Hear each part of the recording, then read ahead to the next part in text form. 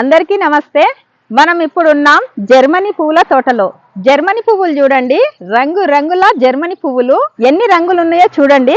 ఇక్కడైతే ఇది ఒక మంచి కలర్ చూడండి, ఎంత మంచి కలరు. చెట్ల నిండా పువ్వులు, పెద్ద పెద్ద సైజు. ఇవి మందులు పోసి పెంచుతారు కాబట్టి ఇలా పువ్వు సైజు అనేది బాగా వస్తుంది. కాకపోతే రాత్రి వర్షం పడింది. వర్షం పడినందుకు పువ్వులన్నీ కొంచెము తడి తడిగా ఉన్నాయి అన్నమాట. ఎండలకైతే మంచిగా ఉంటాయి. వర్షం పడ్డందుకు ఇట్లా ముద్దలు ముద్దలుగా అయినాయి. ఈ పువ్వులన్నీ చెట్ల నిండి ఎందుకు ఉన్నాయంటే, ఇంకా 4 రోజుల తర్వాత ఉగాది పండగ కదా, ఉగాది పండగకి పూజలకు అవసరం కదా, అందుకనే తెంపకుండా వదిలిండ్రు. కానీ వర్షం పడి పువ్వులు ఖరాబ్ అవుతాయి చూడండి. 2 రూపాయలు లాభం వస్తుందని చెప్పి రైతులు తెంపకుండా పండుగ కోసం ఉంచిండ్రు. ఉగాది పండగకు పూజకు అవసరం కదా అందుకని ఉంచిర్రు. కానీ వర్షం పడి పువ్వులన్నీ పాడైపోయినాయి చూడండి.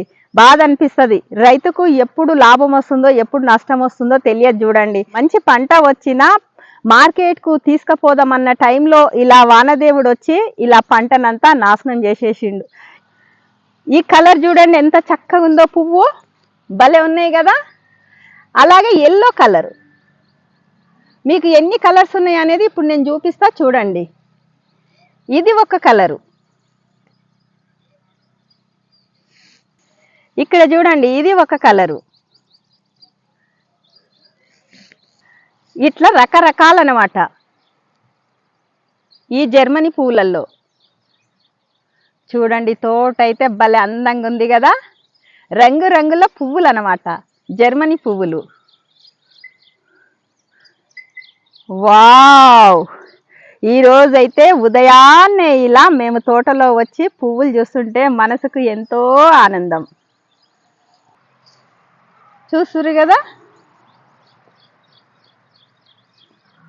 అక్కడైతే ఇంకోటి క్రీమ్ కలర్ ఉంది చూడండి, అక్కడ బాగుంది కదా అది. ఇగో ఇక్కడ ఉంది చూడండి క్రీమ్ కలర్.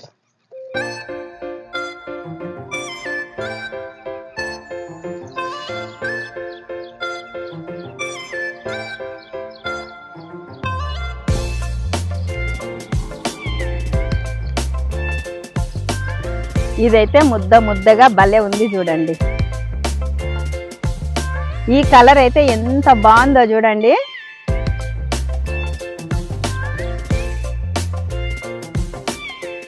ఇది ఒక కలరు.